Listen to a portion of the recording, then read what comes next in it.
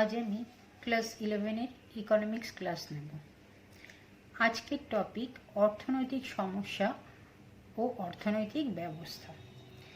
এই চ্যাপ্টারটি আমি এর আগের দুটো ক্লাসে থেকে পড়াচ্ছি, এর আগের দুটো ক্লাসে পড়িয়েছি। লাস্ট ক্লাসে আমি কত পর্যন্ত পড়িয়েছিলাম যে মিশ্র অর্থব্যবস্থা কাকে বলে ও মিশ্র অর্থব্যবস্থার বৈশিষ্ট্যগুলো কী কী। আজকে আমি শুরু করব মিশ্র অর্থব্যবস্থায় পরিকল্পনার বৈশিষ্ট্য। ভারতের মতো অর্থব্যবস্থায় পরিকল্পনার যে বৈশিষ্ট্যগুলি লক্ষ্য করা যায় সেগুলো কি? প্রথম পয়েন্ট কি আছে? গণতান্ত্রিক পরিকল্পনা, ডেমোক্রেটিক প্ল্যানিং। যে সমাজতান্ত্রিক অর্থব্যবস্থায় রাষ্ট্রের একছত্র কর্তৃত্ব অনুসারে পরিকল্পনা রচিত হয়। সেক্ষেত্রে পরিকল্পনাকে একনায়কতান্ত্রিক পরিকল্পনা বলা হয়। কিন্তু মিশ্র অর্থব্যবস্থায় গণতান্ত্রিক পদ্ধতিতে পরিকল্পনার নীতি নির্ধারিত হয়, অর্থাৎ পরিকল্পনা রচনার ক্ষেত্রে সমাজের সর্বস্তরের প্রতিনিধিদের মতামতকে গুরুত্ব দেওয়া হয়। যেমন ভারতে পরিকল্পনা চূড়ান্ত খসড়া রূপায়ণের পূর্বে এই বিষয়ে পার্লামেন্টে জনপ্রতিনিধিদের সাথে খোলামেলা আলোচনা করা হয়, অর্থাৎ পরিকল্পনা রচনার ক্ষেত্রেও সকলেরই মত প্রকাশের স্বাধীনতা থাকে। দ্বিতীয় পয়েন্ট কি? ইঙ্গিতমূলক পরিকল্পনা বা ইন্ডিকেটিভ প্ল্যানিং। মিশ্র অর্থব্যবস্থায় পরিকল্পনা রচনার ক্ষেত্রেও অর্থনীতির বিভিন্ন ক্ষেত্রে উৎপাদন বৃদ্ধির লক্ষ্যমাত্রা স্থির করা হয়। কিন্তু বেসরকারি বা সরকারি উদ্যোগের ক্ষেত্রে এই লক্ষ্যমাত্রা পূরণ করার বিষয়ে কোনো বাধ্যবাধকতা থাকে না। প্রকৃতপক্ষে কি হয়? পরিকল্পনার এই লক্ষ্যমাত্রাগুলির মাধ্যমে সরকার বিভিন্ন ক্ষেত্রে উৎপাদনের কাম্য বৃদ্ধির হার সম্পর্কে ইঙ্গিত দেয়। বুঝেছ? উৎপাদনের এই কাম্য গতিবেগ সৃষ্টির ক্ষেত্রে সরকার উদ্যোক্তাদের নানাভাবে উৎসাহ দেয়। এই জন্য এই ধরনের পরিকল্পনাকে উৎসাহমূলক পরিকল্পনাও বলা হয়। তৃতীয় পয়েন্ট কি আছে? বিকেন্দ্রিত পরিকল্পনা, ডিসেন্ট্রালাইজড প্ল্যানিং। পরিকল্পনা কমিশন যদি একতরফাভাবে কোনো দেশের সামগ্রিক পরিকল্পনা রচনা করে, তবে সেক্ষেত্রে দেশের বিভিন্ন রাজ্য বা প্রদেশের ক্ষেত্রে এই পরিকল্পনাকে অনেকটা উপর থেকে চাপিয়ে দেওয়া পরিকল্পনা বলা যেতে পারে। কারণ এই ধরনের পরিকল্পনায় দেশের বিভিন্ন অঞ্চলের সমস্যাগুলি খুঁটিয়ে দেখে পরিকল্পনা রচনার অবকাশ থাকে না। সেই কারণে মিশ্র অর্থব্যবস্থায় পরিকল্পনা পদ্ধতি বিকেন্দ্রিত করার উপর জোর দেওয়া হয়। যেমন ভারতে পরিকল্পনা গ্রহণের প্রথম কাজটি শুরু হয় গ্রামাঞ্চল পঞ্চায়েত স্তর থেকে। বিভিন্ন পঞ্চায়েতের সমস্যাগুলির পরিপ্রেক্ষিতে প্রতিটি ব্লক স্তরের জন্য একটি পরিকল্পনা রচিত হয়। এবার প্রতিটি জেলার অন্তর্গত বিভিন্ন ব্লক তাদের যে পরিকল্পনা খসড়া পেশ করে সেগুলি নিয়ে আলোচনার জন্য জেলা পরিকল্পনা কমিটি গঠন করা হয়। এইভাবে বিভিন্ন জেলা তাদের নিজ নিজ জেলার পরিকল্পনা খসড়া পেশ করে রাজ্য পরিকল্পনা পর্ষদের কাছে। সর্বশেষ প্রতিটি রাজ্যের পরিকল্পনা পর্ষদের প্রতিনিধিবৃন্দ কেন্দ্রীয় পরিকল্পনা কমিশনের কাছে নিজ নিজ রাজ্যের পরিকল্পনার খসড়া পেশ করে। এর উপর ভিত্তি করেই সমগ্র দেশের জন্য পরিকল্পনা চূড়ান্ত খসড়া রচিত হয়।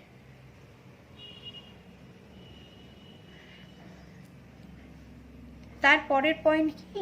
যে আংশিক পরিকল্পনা বা পার্শিয়াল প্ল্যানিং। যে মিশ্র অর্থব্যবস্থায় যে পরিকল্পনা রচিত হয় সেটিকে সর্বাত্মক পরিকল্পনা না বলে আংশিক পরিকল্পনাও বলা হয়। কারণ কি? যে বেসরকারি উদ্যোগের ক্ষেত্রে বাজার ব্যবস্থার মাধ্যমে উৎপাদন সিদ্ধান্ত গৃহীত হয় বলে কেবল সরকারি ক্ষেত্রের জন্যই পরিকল্পনা রচিত হয়। এবার আমরা পড়ব কেন্দ্রীয় পরিকল্পনাধীন অর্থব্যবস্থা এবং মিশ্র অর্থব্যবস্থার প্রভেদ বা পার্থক্য। প্রথম পার্থক্য কি? কেন্দ্রীয় পরিকল্পনাধীন অর্থ ব্যবস্থা দেশের সমস্ত সম্পত্তির মালিকানা, কি বললাম, কেন্দ্রীয় পরিকল্পনাধীন অর্থ ব্যবস্থায় দেশের সমস্ত সম্পত্তির মালিকানা রাষ্ট্রের হাতে কেন্দ্রীভূত থাকে, কিন্তু মিশ্র অর্থ ব্যবস্থায় কেবল সরকারি ক্ষেত্রে কিছু সম্পত্তির মালিকানা রাষ্ট্রের নিয়ন্ত্রণে থাকে।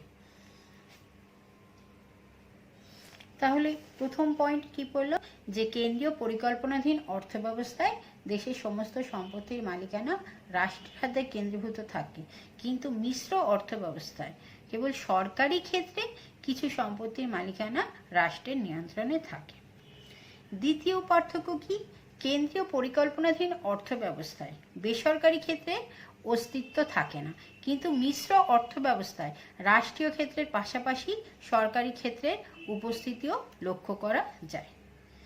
তৃতীয় পার্থক্য কি, কেন্দ্রীয় পরিকল্পনাধীন অর্থ ব্যবস্থায় কেন্দ্রীয় পরিকল্পনা দপ্তরই যাবতীয় উৎপাদন সিদ্ধান্ত গ্রহণ ও অর্থনীতির মূল সমস্যাগুলির সমাধান করে, কিন্তু মিশ্র অর্থ ব্যবস্থায় সরকারি ক্ষেত্রে উৎপাদন সিদ্ধান্ত পরিকল্পনা দপ্তরের মাধ্যমে গ্রহণ করা হলেও বেসরকারি ক্ষেত্রে উৎপাদন সিদ্ধান্ত বাজার ব্যবস্থার মাধ্যমে গ্রহণ করা হয় বা গৃহীত হয়।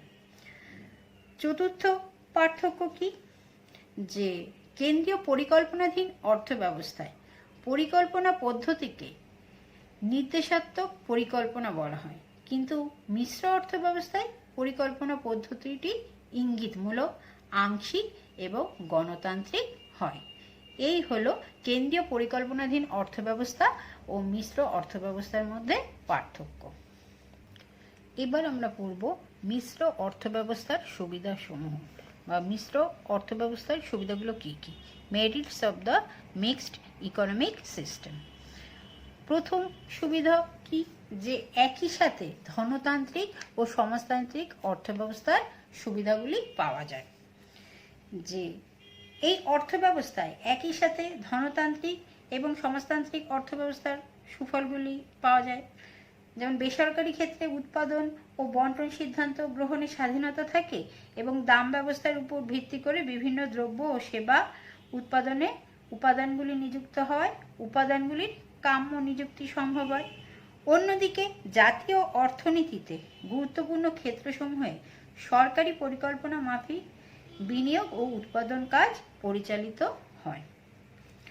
2 নম্বর পয়েন্ট কি আছে, মুক্ত বাজার ভিত্তিক অর্থনীতির দোষগুলি এড়ানো সম্ভব হয়। যে ধনতান্ত্রিক ধাঁচের মুক্ত বাজার ভিত্তিক অর্থনীতিতে যে দোষগুলি সৃষ্টি হওয়ার সম্ভাবনা থাকে, মিশ্র অর্থ ব্যবস্থায় সরকারি নিয়ন্ত্রণ বিধির মাধ্যমে এবং উৎপাদন ও বন্টন কাজে সরকারি হস্তক্ষেপের ফলে সেই দোষগুলি সহজেই এড়ানো যায়। যেমন সরকারি আয় ব্যয় নীতি ও আর্থিক নীতিসমূহের মাধ্যমে অর্থনীতিকে বাণিজ্য চক্রের কুফল থেকে মুক্ত রাখা সম্ভব হয়। অর্থাৎ মুদ্রাস্ফীতিজনিত চাপ সৃষ্টি হলে বা অথবা অর্থনৈতিক মন্দাজনিত পরিস্থিতির উদ্ভব হলে সরকার এর প্রতিকারে বিভিন্ন পদক্ষেপ গ্রহণ করতে পারে। পরের পয়েন্ট কি আছে দেখো, সরকারি বিনিয়োগ ও সরকারি বিনিয়োগ বেসরকারি বিনিয়োগকে উৎসাহিত করে। যে অর্থনৈতিক পরিকাঠামো বিস্তারে সরকারি বিনিয়োগ বৃদ্ধির মাধ্যমে, যেমন রাস্তাঘাট, রেলপথ, বিদ্যুৎ ব্যবস্থা ইত্যাদির প্রসার কি করে, অর্থনৈতিক পরিকাঠামোকে সুদৃঢ় করে তোলে। ফলে শিল্প ও কৃষি ক্ষেত্রে বেসরকারি বিনিয়োগ উৎসাহিত হয়। সাধারণত এই সকল ক্ষেত্রে বিপুল পরিমাণ বিনিয়োগ প্রয়োজন হয় এবং বিনিয়োগ থেকে প্রাপ্ত প্রতিদান দীর্ঘ সময়ের ব্যবধানে সৃষ্টি হয় বলে বেসরকারি উদ্যোক্তারা পরিকাঠামো বিস্তারের কাজে বিনিয়োগ করতে উৎসাহিত হয় না বা বিনিয়োগ করতে চায় না। মিশ্র অর্থ ব্যবস্থায় অর্থনৈতিক পরিকাঠামো বিস্তারে সরকারি বিনিয়োগ প্রসারিত হলে বেসরকারি ক্ষেত্রে বিনিয়োগ উৎসাহিত হয়। তার পরের পয়েন্ট কি আছে দেখো, শ্রমিক শোষণ রোধ এবং তাদের সামাজিক নিরাপত্তা বিধানে উপযুক্ত পদক্ষেপ গ্রহণ করা সম্ভব। যে এই অর্থ ব্যবস্থায় উপযুক্ত শিল্প আইন, শ্রম আইন এবং সামাজিক নিরাপত্তা আইনের মাধ্যমে সরকারের পক্ষে শিল্প ও কৃষিক্ষেত্রে শ্রমিক শোষণ রোধ করা সম্ভব হয় এবং তাদের সামাজিক নিরাপত্তা বিধানে উপযুক্ত পদক্ষেপ গ্রহণ করা সম্ভব হয়। যেমন ভারতে ফ্যাক্টরি আইন, তারপর শ্রম আইন, রাজ্য কর্মচারী বিমা আইন, পেনশন ও গ্র্যাচুইটি প্রদান আইন, বোনাস আইন ইত্যাদির মাধ্যমে সরকার শ্রমিক স্বার্থ রক্ষায় উদ্যোগী হয়। লাস্ট পয়েন্ট কি আছে দেখো, স্বল্পোন্নত দেশগুলির অর্থনৈতিক উন্নয়নে সহায়তা। যে জাতীয় কল্যাণ এবং সামাজিক অর্থনৈতিক উন্নয়নের জন্য সরকার কর্তৃক গৃহীত বিভিন্ন পদক্ষেপ স্বল্পোন্নত দেশগুলির ক্ষেত্রে অর্থনৈতিক উন্নয়নের সহায়ক শক্তি হিসেবে কাজ করে।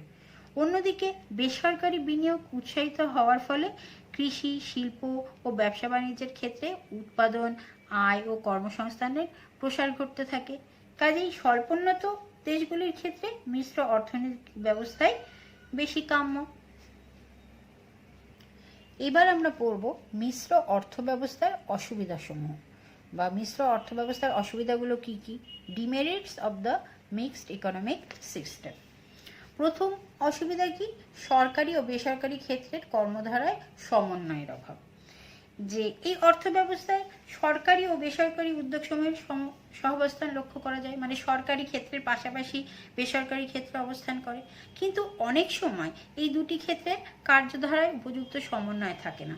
যেমন কৃষি, শিল্প ও ব্যবসা বাণিজ্যের ক্ষেত্রে বেসরকারি উদ্যোগের প্রসারের জন্য ব্যাংকিং ও বীমা ব্যবস্থার উপযুক্ত প্রসার প্রয়োজন, কিন্তু ব্যাংকিং ও বীমা ক্ষেত্র যদি সরকারি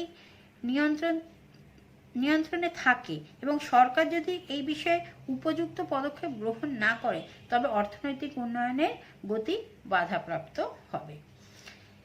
দ্বিতীয় পয়েন্ট কি আছে দেখো, দ্বিতীয় অসুবিধা কি, যে সমাজতান্ত্রিক অর্থব্যবস্থার ত্রুটিগুলি আবির্ভূত হয়। যে পরিকল্পনা রচনায় ভুলভ্রান্তি বা সরকারি উদ্যোগের ক্ষেত্রে অনুপযুক্ত দাম নীতি বা সরকারি উদ্যোগের ক্ষেত্রে অদক্ষ উৎপাদন ব্যবস্থা এবং ক্রমবর্ধমান লোকসান, মাথাভারী প্রশাসন, আমলাতান্ত্রিক জটিলতা এবং সরকারি নীতি রূপায়ণে অহেতুক বিলম্ব, এই ত্রুটিগুলো কি মিশ্র অর্থব্যবস্থায় দেখা দেয়। তৃতীয় ও শেষ অসুবিধা কি, যে ধনতান্ত্রিক অর্থব্যবস্থার ত্রুটিগুলো উপস্থিত থাকে।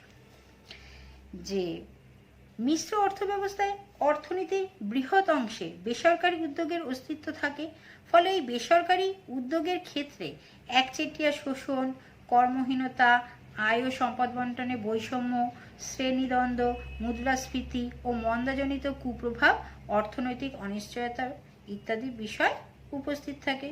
কাজেই মিশ্র অর্থব্যবস্থায় ধনতান্ত্রিক ও সমাজতান্ত্রিক এই উভয় অর্থব্যবস্থার দোষগুলি বেশি মাত্রায় দেখা দেয়।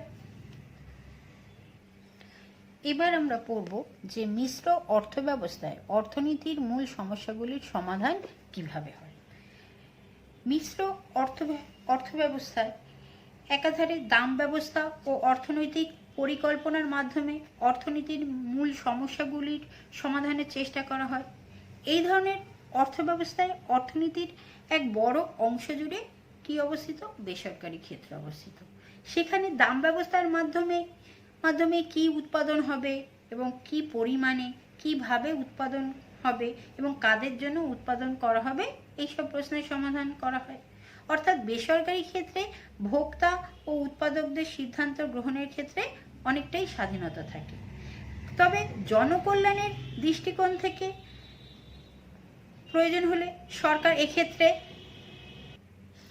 দাম নিয়ন্ত্রণ করতে পারে এবং দরিদ্র শ্রেণীর মানুষদের জন্য সরকারি গণবন্টন ব্যবস্থার মাধ্যমে স্বল্প মূল্যে খাদ্যদ্রব্য সরবরাহ করতে পারে।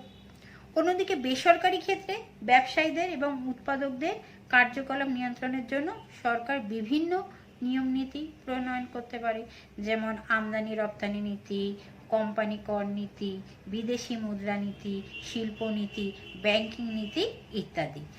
তবে মিশ্র অর্থব্যবস্থায় সরকারি ক্ষেত্রেরও অস্তিত্ব থাকে, যেমন ভারতের রেল পরিবহন ব্যবস্থা, সরকারি ব্যাংক ও বীমা কোম্পানি, সরকারি পেট্রোলিয়াম কোম্পানি ইত্যাদি। এই সব ক্ষেত্রে কি উৎপাদন হবে এবং কি পরিমাণে কিভাবে উৎপাদন হবে ইত্যাদি সমস্যার সমাধান পরিকল্পনা কর্তৃপক্ষের সিদ্ধান্তের মাধ্যমে হয়ে থাকে বা হয়। ঠিক আছে, এর পরের পয়েন্ট কি আছে, যে সর্বসাধারণের সম্পত্তি, তাদের ব্যবহার ও অপব্যবহার। কোনো সমাজ ব্যবস্থায় যে সম্পত্তির উপর বিশেষ কোনো গোষ্ঠীর সম্মিলিত ব্যবহারের অধিকার স্বীকৃত হয় বা ওই গোষ্ঠীর অন্তর্ভুক্ত কোনো সদস্যকে যদি ওই সম্পত্তি ব্যবহার থেকে বঞ্চিত করা না যায় এবং কোনো সদস্য এই সম্পত্তি ব্যবহারের ফলে অন্যান্য সদস্যদের কাছে এই সম্পত্তি ব্যবহার থেকে প্রাপ্ত সুফল যদি হ্রাসপ্রাপ্ত না হয়, তবে ওই সম্পত্তিকে সাধারণ সম্পত্তি বলা হয়। যেমন স্থানীয়ভাবে সাধারণের ব্যবহার্য পশুচারণ ভূমি, পতির জমি, জলাভূমি, নদ নদী, খাল, পুকুর, বনাঞ্চল ইত্যাদি সম্পত্তিকে সাধারণ সম্পত্তি বলা হয়। ঠিক আছে, এই সাধারণ সম্পত্তির দুটি বৈশিষ্ট্য আছে। কি, যে কোনো অর্থনীতিতে বিভিন্ন অঞ্চলে প্রচলিত সামাজিক রীতি অনুসারে কোনো নির্দিষ্ট জনগোষ্ঠী দ্বারা এই সাধারণ সম্পত্তির ব্যবহার স্বীকৃত হয়, অর্থাৎ এই জনগোষ্ঠীর অন্তর্ভুক্ত প্রত্যেক সদস্যই এই সম্পত্তি ভোগ করতে পারে বা কোনো সদস্যকেই এই সম্পত্তির ব্যবহারের অধিকার থেকে বঞ্চিত করা হয় না। তবে ওই জনগোষ্ঠীর অন্তর্ভুক্ত কোনো নির্দিষ্ট ব্যক্তির হাতে এই সম্পত্তির মালিকানা সত্ত্ব থাকে না। দ্বিতীয় বৈশিষ্ট্য কি, এই জনগোষ্ঠীর অন্তর্ভুক্ত কোনো সদস্য যখন এই সম্পত্তি ব্যবহার করে তখন তাদের সদস্যদের কাছে এই সম্পত্তির ব্যবহার থেকে প্রাপ্ত সুবিধা কি হয়, হ্রাস পায় বা কমে। এই সাধারণ সম্পত্তির ব্যবহার ও অপব্যবহার এর বিষয় এখন আমি তোমাদের বলবো। যে স্বল্পোন্নত দেশগুলিতে দরিদ্র শ্রেণীর মানুষের জীবন ধারণ অনেকাংশেই এই সাধারণ সম্পত্তি সমূহ ব্যবহার উপর নির্ভর করে। কি বললাম, স্বল্পোন্নত দেশগুলিতে দরিদ্র শ্রেণীর মানুষের জীবন ধারণ অনেকাংশে এই সাধারণ সম্পত্তির ব্যবহার উপর নির্ভর করে।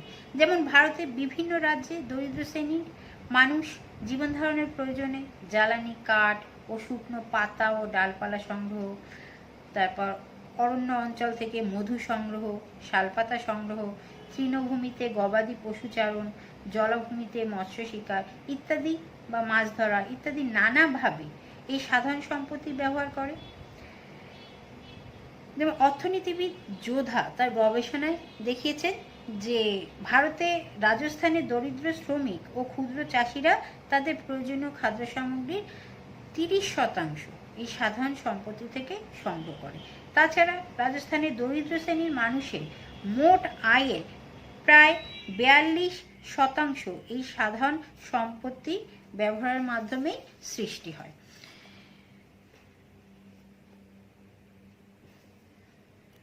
তাহলে আমরা কি দেখলাম, কি পড়লাম, যে এই সাধারণ সম্পত্তি দরিদ্র মানুষদের জীবন ধারণের ক্ষেত্রে এক গুরুত্বপূর্ণ ভূমিকা পালন করে, কিন্তু এই ধরনের সম্পত্তি অতিমাত্রায় ব্যবহারের ফলে পরিবেশের ক্ষতি হয়। যেমন তৃণভূমিতে অত্যাধিক পশুচারণ করা হলে কি হবে, ভূমিক্ষয় বৃদ্ধি পেতে পারে। তারপর অনুরূপভাবে বলা যায় যে টিলাভূমিতে ঝোপঝাড় কেটে ঝুম চাষ করলে সেক্ষেত্রেও ভূমিক্ষয় হয়। 1968 সালে পরিবেশবিদ গারেট হার্ডিন তার সাধারণ সম্পত্তির দুঃখ শীর্ষক প্রবন্ধে বলেছেন যে কোনো সমাজ ব্যবস্থায় দরিদ্র শ্রেণীর মানুষ যদি এই সাধারণ সম্পত্তি অতিরিক্ত মাত্রায় ব্যবহার করে তবে একসময় এই সম্পত্তির অবক্ষয় একটি বিপজ্জনক মাত্রায় পৌঁছবে। যেমন পশুচারণ ভূমি যদি অত্যাধিক ব্যবহৃত হয় তবে একসময় সেই পশুচারণ ভূমি কি হবে, ব্যবহারের অযোগ্য হয়ে পড়বে। তখন ওই দরিদ্র শ্রেণীর মানুষরা প্রত্যেকেই কি ক্ষতিগ্রস্ত হবে। তাহলে এই গেল সর্বসাধারণের সম্পত্তি ও তাদের ব্যবহার ও অপব্যবহার। এবার আমরা পড়ব উন্নত অর্থনীতির বৈশিষ্ট্য। অর্থনৈতিক উন্নয়নের দিক থেকে পৃথিবীর দেশগুলিকে দুটি ভাগে ভাগ করা যায়। এক হচ্ছে উন্নত দেশ, ডেভেলপ কান্ট্রিজ, আর একটা হচ্ছে অনুন্নত বা উন্নয়নশীল দেশ, under developed or developing countries. ঠিক আছে, এই উন্নত দেশ বলতে আমরা কি বুঝি, যে যে সব দেশগুলিতে মাথাপিছু আয় বেশি তাকে বলা হয় উন্নত দেশ, বা উচ্চ মাথাপিছু আয় বিশিষ্ট দেশগুলিকে উন্নত দেশ বলা হয়। যেমন আমেরিকা যুক্তরাষ্ট্র, কানাডা, তারপর যুক্তরাজ্য এবং পশ্চিম ইউরোপের দেশসমূহ, জাপান, অস্ট্রেলিয়া প্রভৃতি দেশগুলো হচ্ছে উন্নত দেশ। এই উচ্চ মাথাপিছু আয় ছাড়াও উন্নত দেশগুলির আরও কিছু বৈশিষ্ট্য আছে। সেই বৈশিষ্ট্যগুলো কি কি? উন্নত দেশগুলির জাতীয় আয়ের অতি ক্ষুদ্র অংশই কৃষিক্ষেত্রে নিযুক্ত থাকে।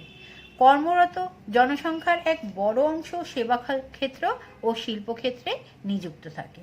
2 নম্বর বৈশিষ্ট্য কি? উন্নত দেশগুলির সঞ্চয় ও বিনিয়োগের হার খুব বেশি থাকে। উন্নত দেশগুলিতে জনসংখ্যা বৃদ্ধির হার কম থাকে।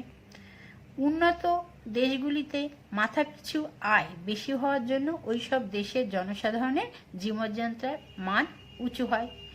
উন্নত দেশগুলিতে জনসংখ্যা বৃদ্ধির চাপ থাকে না, ফলে ওইসব দেশে বেকার সমস্যা তীব্র আকার ধারণ করে না। বাণিজ্য চক্রজনিত মন্দা অবস্থা দেখা দিলে, কি বললাম, বাণিজ্য চক্রজনিত মন্দা অবস্থা দেখা দিলে এইসব দেশে স্বল্পকালে কিছু বেকার সমস্যা দেখা দিতে পারে, কিন্তু দীর্ঘকালে বেকার সমস্যা এইসব দেশে থাকে না। পরের পার্থক্য কি আছে? উন্নত দেশগুলিতে অর্থনৈতিক পরিকাঠামো উন্নত ধরনের হয়। শিক্ষা, স্বাস্থ্য, পরিবহন, যোগাযোগ প্রভৃতি ক্ষেত্র যথেষ্ট উন্নত হয়। তারপর কি? যেহেতু উন্নত দেশগুলি মূলত শিল্প প্রধান, এইসব দেশ শিল্পজাত দ্রব্য রপ্তানি করে। পক্ষান্তরে উন্নত দেশগুলি প্রধানত কৃষিজাত দ্রব্যাদি বিদেশ থেকে আমদানি করে। লাস্ট বৈশিষ্ট্য কি? লাস্ট পয়েন্ট কি আছে? লাস্ট বৈশিষ্ট্য, উন্নত দেশগুলিতে উৎপাদন পদ্ধতিতে উন্নত আধুনিক প্রযুক্তি ব্যবহৃত হয়। এবার আমরা পড়ব উন্নয়নশীল বা অনুন্নত অর্থনীতির সংজ্ঞা ও বৈশিষ্ট্য।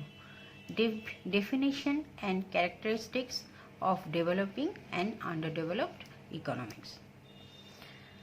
উন্নয়নশীল বা অনুন্নত অর্থনীতি বা উন্নয়নশীল বা অনুন্নত দেশ বলতে আমরা কি বুঝি, যে অনুন্নত দেশ বলতে সেই দেশগুলিকে বোঝায় যেগুলির মাথাপিছু প্রকৃত আয় মার্কিন যুক্তরাষ্ট্র, কানাডা, অস্ট্রেলিয়া এবং পশ্চিম ইউরোপের দেশগুলির মাথাপিছু প্রকৃত আয় অপেক্ষা কম। অধ্যাপক হেগেলসের মতে যেসব দেশের মাথাপিছু প্রকৃত আয় মার্কিন যুক্তরাষ্ট্রের মাথাপিছু প্রকৃত আয়ের 1/4 অপেক্ষা কম, সেই সমস্ত দেশকে স্বল্পোন্নত দেশ হিসেবে আখ্যা দেওয়া যেতে পারে। এই অনুন্নত দেশগুলির কিছু বৈশিষ্ট্য আছে, বা অনুন্নত অর্থনৈতিক বৈশিষ্ট্যগুলো কি আমরা এখানে দেখি। যে প্রথম বৈশিষ্ট্য হচ্ছে কি? মাথাপিছু আয়ের স্বল্পতা। মাথাপিছু আয় দিয়ে আমরা উন্নত অনুন্নত দেশের মধ্যে পার্থক্য নির্ণয় করি। যে সমস্ত দেশের মাথাপিছু আয় কম সেই সমস্ত দেশকে আমরা অনুন্নত দেশ বলি। কাজে অনুন্নত দেশগুলির প্রথম ও প্রধান বৈশিষ্ট্য হলো কি? মাথাপিছু আয়ের স্বল্পতা। দ্বিতীয় বৈশিষ্ট্য কি? প্রাথমিক ক্ষেত্রের প্রাধান্য। সমস্ত অনুন্নত দেশেই লক্ষ্য করা যায় যে জাতীয় আয়ের একটি বিরাট অংশ কি? প্রাথমিক ক্ষেত্রে নিযুক্ত থাকে। মোট জনসংখ্যার একটি বিরাট অংশ কি করে? প্রাথমিক ক্ষেত্র মানে কৃষিকাজ, মৎস্য চাষ, পশুপালন, বনজ সম্পদ আহরণ প্রভৃতি জীবিকার সঙ্গে নিযুক্ত থাকে। আর অধিকাংশ অনুন্নত দেশেই দেখা যায় যে দেশের জনসংখ্যার 70 থেকে 80% পর্যন্ত কৃষি ও কৃষির সঙ্গে সংশ্লিষ্ট প্রাথমিক ক্ষেত্রের সঙ্গে নিযুক্ত থাকে। তার পরের পয়েন্ট কি? মূলধনের স্বল্পতা। যে অনুন্নত দেশগুলির তৃতীয় বৈশিষ্ট্য হলো কি? মূলধনের স্বল্পতা। মূলধনের পরিমাণ কম থাকার জন্য অনুন্নত দেশগুলিতে উৎপাদন বৃদ্ধি করা সম্ভব হয় না এবং প্রাকৃতিক সম্পদও ব্যবহার করা সম্ভব হয় না। উন্নত দেশগুলিতে মাথাপিছু যে পরিমাণ বিদ্যুৎ শক্তি ও ইস্পাত ব্যবহৃত হয় সেই তুলনায় অনুন্নত দেশগুলিতে মাথাপিছু বিদ্যুৎ শক্তি ও ইস্পাতের ব্যবহার খুবই কম হয়। তার পরের পয়েন্ট কি? জনসংখ্যা বৃদ্ধি। অনুন্নত দেশগুলির অপর একটি বৈশিষ্ট্য হলো এদের জনসংখ্যা বৃদ্ধির হার খুব বেশি। অনুন্নত দেশগুলিতে লক্ষ্য করা যায় যে এগুলিতে জন্মহার খুব বেশি, ঠিক আছে, এবং মৃত্যুহার হ্রাস পাওয়ার জন্য জনসংখ্যা দ্রুত হারে বাড়ে। তার ফলে অনুন্নত দেশগুলিতে জনাধিক্যের সমস্যা দেখা দেয়। তার পরের পয়েন্ট দেখো, জীবনযাত্রার নিম্নতম মান। অনুন্নত দেশগুলিতে মাথাপিছু আয় খুব কম, জনসংখ্যা দ্রুত হারে বৃদ্ধি পায়। সেই জন্য এই দেশগুলিতে গণদারিদ্র্য দেখা দেয়। দেশের জনসাধারণের একটি বিরাট অংশ দারিদ্র্য সীমার নিচে বসবাস করে। ব্যাপক অশিক্ষা, দারিদ্র্য, অপুষ্টি, অস্বাস্থ্য প্রভৃতি সমস্ত অনুন্নত দেশেরই বৈশিষ্ট্য। তার পরের পয়েন্ট কি আছে দেখো, অনুন্নত উৎপাদন পদ্ধতি। অনুন্নত দেশগুলির প্রধান জীবিকা কৃষি। মোট জনসংখ্যার অধিকাংশই কৃষির উপর নির্ভরশীল। তবে কৃষির উৎপাদন কৌশল খুব প্রাচীন, ঠিক আছে। মানধাতা আমলে কাঠের লাঙল এবং বলদের সাহায্যে কৃষিকাজ করা হয়। এই সমস্ত দেশে খুব বেশি শিল্পেরও বিকাশ হয়নি। আর যে শিল্পগুলোর বিকাশ হয়েছে, যে শিল্পগুলোর সম্প্রসারণ হয়েছে, সেগুলোর উৎপাদন পদ্ধতি খুবই প্রাচীন ধরনের হয়। তারপরের পয়েন্ট কি আছে দেখো, প্রাকৃতিক সম্পদের অব্যবহার। অনুন্নত দেশগুলির অপর একটি বৈশিষ্ট্য হলো প্রাকৃতিক সম্পদের সম্পূর্ণ ব্যবহার না করা। সব অনুন্নত দেশই যে প্রাকৃতিক সম্পদের অভাব রয়েছে তা ঠিক নয়, কিন্তু অনেক অনুন্নত দেশেই যেগুলি প্রাকৃতিক সম্পদ দেশ রয়েছে, যেগুলো প্রাকৃতিক সম্পদে পূর্ণ, কিন্তু অন্যান্য উপকরণের অভাবে, মানে মূলধনের অভাবে প্রাকৃতিক সম্পদকে কাজে লাগাতে পারে না, ঠিক আছে। মূলধনের অভাব, তারপর দক্ষ শ্রমিকের অভাব, কৃত কৌশলের অভাব প্রভৃতি কারণে তারা তাদের প্রাকৃতিক সম্পদকে কাজে লাগাতে পারে না। তারপরের পয়েন্ট কি দেখো, অনুন্নত বৈদেশিক বাণিজ্য। অনুন্নত দেশের বৈদেশিক বাণিজ্য একটি উল্লেখযোগ্য বৈশিষ্ট্য। যে সাধারণত দেখা যায় যে এই দেশগুলি কৃষিজাত দ্রব্য সামগ্রী রপ্তানি করে এবং শিল্পজাত দ্রব্য সামগ্রী আমদানি করে। কৃষিজাত দ্রব্য সামগ্রী সাধারণত কাঁচামাল অথবা খাদ্যদ্রব্য হয়ে থাকে। উন্নত দেশে এগুলো রপ্তানি করা হয় এবং তার বিনিময়ে উন্নত দেশ থেকে শিল্পজাত দ্রব্য সামগ্রী আমদানি করা হয়, ঠিক আছে। তার ফলে কি হয়, বৈদেশিক বাণিজ্যে ঘাটতি দেখা দেয়, কেননা শিল্পজাত দ্রব্যের দাম কি হয়, বেশি হয় কৃষিজাত দ্রব্যের থেকে। তার ফলে কি হয়, বৈদেশিক বাণিজ্যে ঘাটতি দেখা যায়। আরেকটি ইম্পর্টেন্ট বৈশিষ্ট্য কি, দ্বৈত অর্থনীতি বা ডুয়াল ইকোনমি। যে অনুন্নত দেশগুলির অপর একটি উল্লেখযোগ্য বৈশিষ্ট্য হলো যে এই ধরনের অর্থনীতিতে একটি দ্বৈত অর্থনৈতিক ব্যবস্থা দেখা যায়। এর অর্থ হলো কোনো অনুন্নত দেশকে দুটি ভাগে বা দুটি ক্ষেত্রে ভাগ করা যেতে পারে। একটি অংশে রয়েছে আধুনিক, সভ্য এবং উন্নত অর্থনৈতিক ব্যবস্থা, আর অন্যদিকে আছে কি, যে দেশটি যেটাকে দেখে মনে হবে দেশটি উন্নত, অন্যদিকে আছে অপর অংশে আছে কি, প্রাচীন অনুন্নত ব্যবস্থা। এই দুই ধরনের অর্থনৈতিক ব্যবস্থা পাশাপাশি অবস্থান করে এবং এদের মধ্যে কোনো সংযোগ নেই।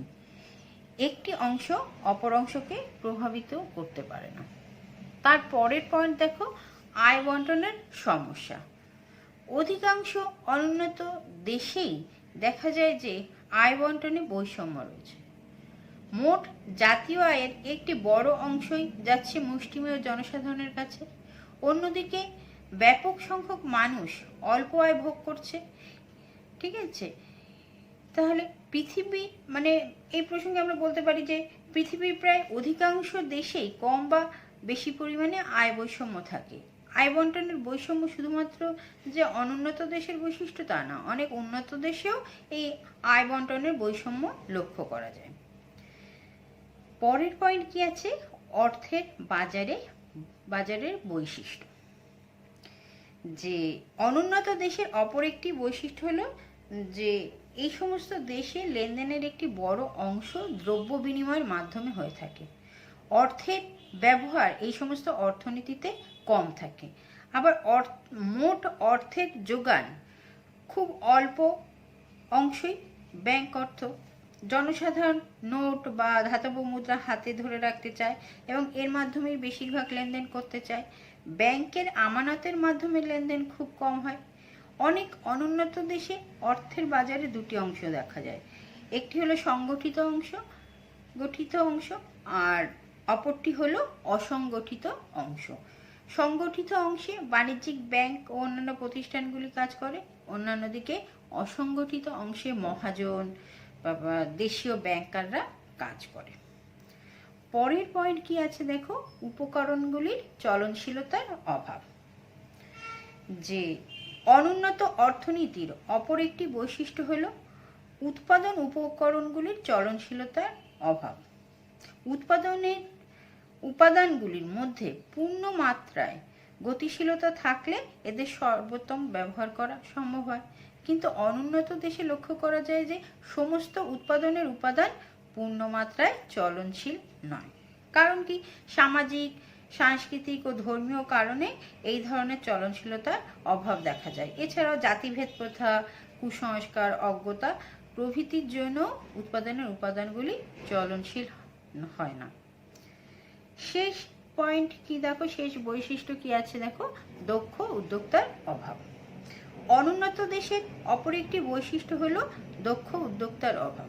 অনুন্নত দেশে জনসংখ্যা অধিক হওয়ায় জনসাধারণের প্রয়োজনীয় ভোগ্যদ্রব্যের চাহিদা আছে, কিন্তু তা সত্ত্বেও এই সমস্ত দ্রব্যের উৎপাদন করা যায় না, কারণ এই সমস্ত দ্রব্য উৎপাদন করতে এগিয়ে আসার মতো উদ্যোক্তার অভাব এই অনুন্নত অর্থনীতি বা অনুন্নত দেশে দেখা যায়। এবার আমরা দেখি এই চ্যাপ্টারের লাস্ট টপিক হচ্ছে কি, উন্নত অনুন্নত অর্থনীতির মধ্যে পার্থক্য। উন্নত অর্থনীতি বৈশিষ্ট্য আর অনুন্নত অর্থনীতির বৈশিষ্ট্যের মধ্যে এই পার্থক্য লুকিয়ে আছে। প্রথম পার্থক্য কি, উন্নত অর্থনীতি মাথা পিছু আয় খুব বেশি, কিন্তু অনুন্নত অর্থনীতি মাথা পিছু আয় খুব কম। উন্নত অর্থনীতির জীবনযাত্রার মান উঁচু, কিন্তু অনুন্নত অর্থনীতির জীবনযাত্রার মান খুব নিচু। উন্নত অর্থনীতিতে দারিদ্র্যসীমার নিচে জনসংখ্যা খুব কম, কিন্তু অনুন্নত অর্থনীতিতে দারিদ্র্যসীমার নিচে জনসংখ্যার পরিমাণ বেশি। উন্নত অর্থনীতিতে আয় বৈষম্য কম, কিন্তু অনুন্নত অর্থনীতিতে আয় বৈষম্য খুব বেশি। উন্নত অর্থনীতিতে জাতীয় আয়ের অতি অল্প অংশই কৃষিক্ষেত্র থেকে আসে, অনুন্নত অর্থনীতিতে জাতীয় আয়ের সিংহভাগই কৃষিক্ষেত্র থেকে আসে। উন্নত অর্থনীতিতে কর্মরত জনসংখ্যার বেশিরভাগ নিযুক্ত থাকে শিল্প ও সেবা ক্ষেত্রে, অনুন্নত অর্থনীতিতে কর্মরত জনসংখ্যার বেশিরভাগ নিযুক্ত থাকে কৃষি ও সংশ্লিষ্ট ক্ষেত্রে। উন্নত অর্থনীতিতে জনসংখ্যা বৃদ্ধির হার কম, কিন্তু অনুন্নত অর্থনীতিতে জনসংখ্যার বৃদ্ধির হার বেশি। উন্নত অর্থনীতিতে বেকার সমস্যা তীব্রতা কম, কিন্তু অনুন্নত অর্থনীতিতে বেকার সমস্যা তীব্র। উন্নত অর্থনীতিতে সঞ্চয় ও বিনিয়োগের হার খুব বেশি, কিন্তু অনুন্নত অর্থনীতিতে সঞ্চয় ও বিনিয়োগের হার কম। উন্নত অর্থনীতিতে আমরা উন্নত পরিকাঠামো দেখতে পাই, কিন্তু অনুন্নত অর্থনীতির পরিকাঠামো অনুন্নত। তাহলে এই গেল যে উন্নত অর্থনীতি এবং অনুন্নত অর্থনীতির বৈশিষ্ট্য। তাহলে আজকের ক্লাস এখানেই শেষ হলো।